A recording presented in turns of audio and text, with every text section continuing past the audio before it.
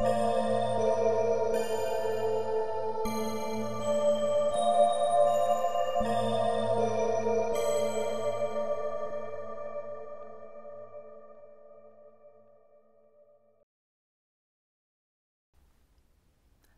les temps anciens, il y avait sur la lande, près de la côte, une maison. Mais cette maison était abandonnée. Elle était toute brisée, toute fissurée. Elle était toute éventrée. Elle était toute oubliée.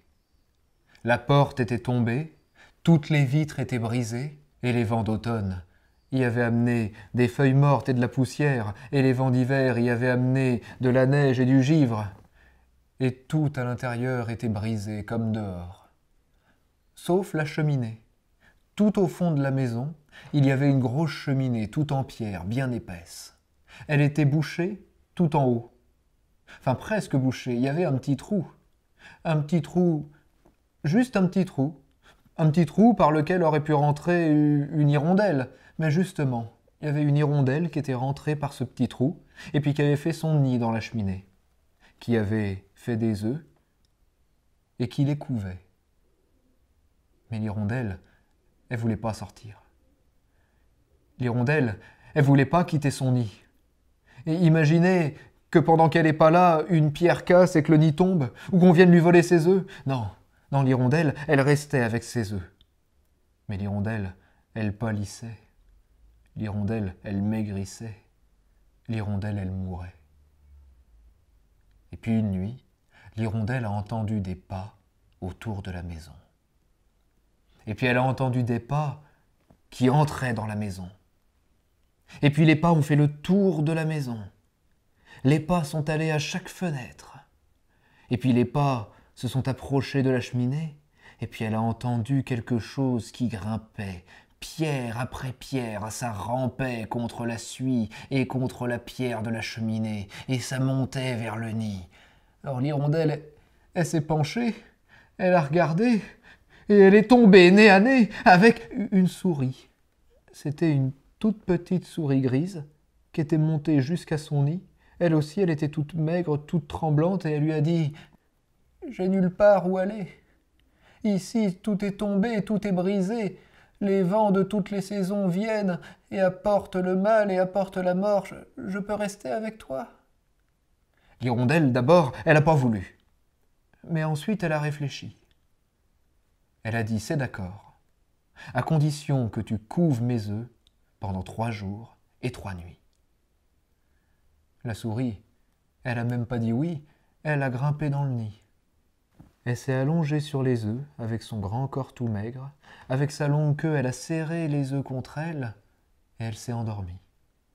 Et l'hirondelle, elle a quitté la cheminée, elle est allée se dégourdir les ailes, elle est allée chercher des branches, des graines, elle est revenue et la souris était toujours là. C'était la première nuit. Au premier jour, l'hirondelle, elle est sortie. Elle est allée se dégourdir les ailes, elle est allée chercher des graines, elle est allée chercher des branches, elle est revenue et la souris était toujours là. À la 2e nuit, pareil. Au 2e jour, pareil. À la 3e nuit, pareil.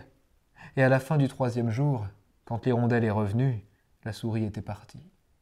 Mais enfin, c'est ce qu'elles avaient convenu. 3 jours et 3 nuits.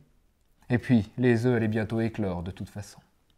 Et l'hirondelle, qui n'était plus maigre du tout, qui n'était plus pâle non plus, elle s'est installée de nouveau dans son nid et elle a continué à couver ses œufs. Quelques jours plus tard, les œufs ont commencé à trembler.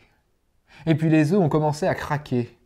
Et puis les œufs se sont ouverts et ce qui en est sorti, ça avait des ailes, mais ça n'avait pas de plumes. Ce qui en est sorti, ça n'avait pas de bec, ça avait des crocs. Ce qui en est sorti, c'était plein de poils. Ce qui en est sorti, ça avait d'énormes oreilles de souris, et ça avait presque pas d'yeux, et ça avait des crochets, et ça avait des griffes. L'hirondelle, elle s'est dit, je vais les nourrir comme des hirondelles, peut-être qu'ils redeviendront des... Elle leur a donné des graines, mais les petits monstres, ils lui ont dit, dans une langue qu'elle n'avait jamais entendue, ils lui ont dit « On veut pas de graines, on veut de la chair de mouche !» L'hirondelle a été tellement triste, l'hirondelle a eu tellement peur qu'elle en est morte. Elle est tombée dans l'âtre de la cheminée.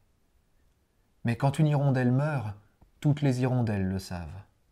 Et c'est la reine des hirondelles elle-même qui est venue avec toute sa cour pour enterrer la mère hirondelle, juste devant la maison où la porte était tombée.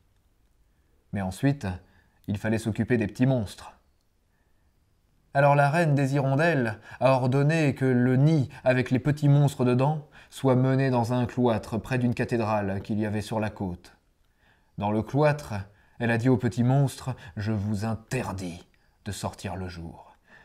Je vous interdis de sortir de ce cloître. Vous resterez là, vous vivrez là et vous mourrez là, loin des hommes et loin des hirondelles. » Alors les petits monstres se sont envolés dans le cloître.